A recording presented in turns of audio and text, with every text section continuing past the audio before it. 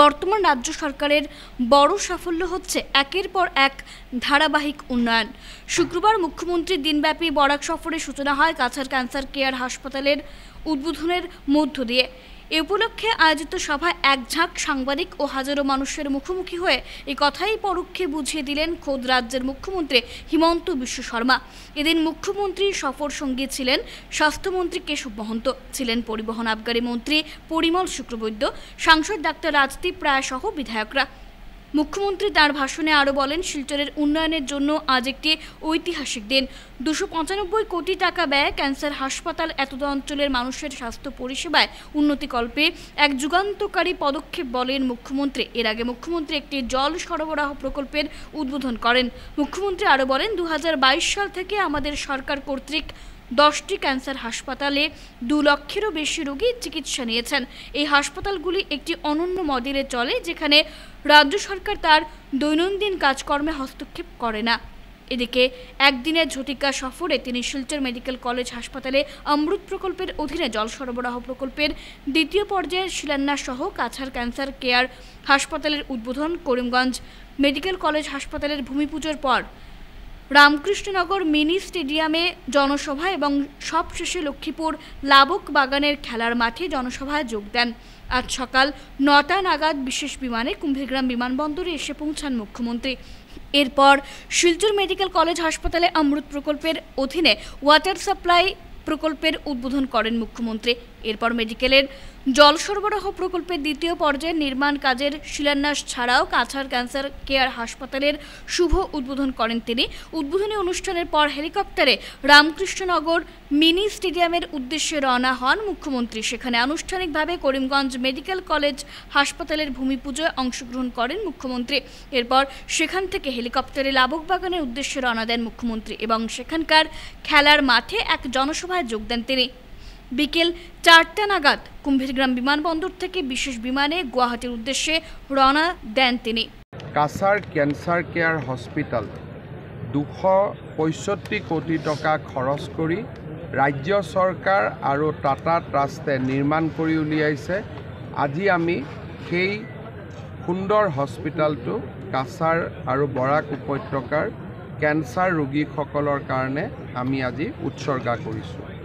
ইয়াৰ লগে লগে অমৃত আঁচনিৰ অধীনত 178 কোটি টকা ব্যয় কৰি আমি যি শিলচৰ ৱাটাৰ ছাপ্লাই প্ৰজেক্ট নিৰ্মাণ কৰিছিলোঁ, আজি তাৰো শুভ উদ্বোধন হৈছে আৰু ইয়াৰে আৰু এটা সংযোজিত প্ৰকল্পৰো আজি আধাৰশিলা স্থাপন কৰা হৈছে।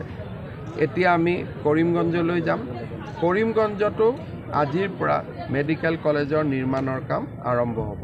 আজি এটা বৰাক উপত্যকা আৰু অসমৰ কাৰণে এটা অতি আনন্দৰ দিন। ইমান ডাঙৰ প্ৰজেক্টছ, ইমান ডাঙৰ achievement in a single day আগত কেতিয়াও হোৱা নাছিল। মই সকলোকে অভিনন্দন। কিমান টকাৰ টোটেল প্ৰজেক্ট হ'ব? আপোনালোকেতো পেপাৰত পাইছে। গধূলি লক্ষীপুৰত এটা এটাকৈ গোটেই পেপাৰ স্কিমখিনি গন্তি কৰি দিম। এতিয়া ডাঙৰ প্ৰজেক্টখিনি আমি ফিল্ডত গৈ ইনগ্ৰেশ্যন কৰিম। জাগিৰোডত ছেমি কণ্ডাক্টৰ ইণ্ডাষ্ট্ৰী এটা টাটাই স্থাপন কৰিব আৰু ভাৰত চৰকাৰে ইয়াক কেপিটেল ছাবচিডি ৰাজ্য চৰকাৰে বিভিন্ন সহায় কৰি ইয়াক আগুৱাই লৈ যাব। ইয়াত ডাইৰেক্ট আৰু ইনডাইৰেক্ট ৰিক্ৰুটমেণ্ট 30,000 হ'ব আৰু ইমান ডাঙৰ এচিভমেণ্ট ইণ্ডাষ্ট্ৰীৰ ক্ষেত্ৰত আমাৰ অসমত আগত কেতিয়াও হোৱা নাই।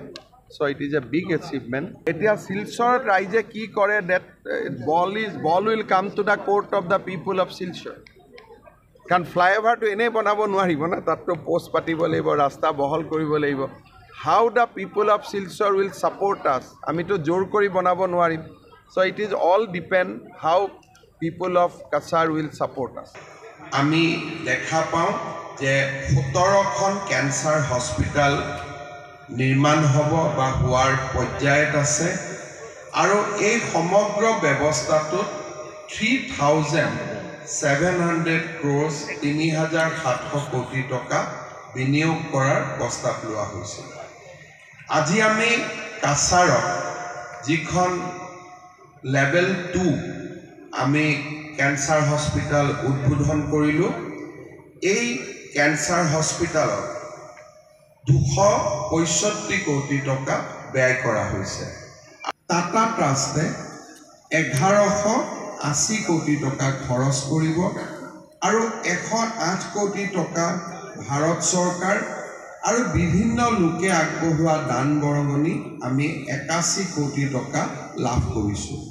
ই এটা ছেকশ্যন 9 কোম্পানী, আমি বিভিন্ন কোম্পানীৰ পৰা ইয়াত দান বৰঙণিও সংগ্ৰহ কৰোঁ আৰু সেই ধৰণে আজি আমাৰ অসমত এটা বিশাল কেঞ্চাৰ কেয়াৰ গ্ৰীড এটা আমি আৰম্ভ কৰিব পাৰিছোঁ।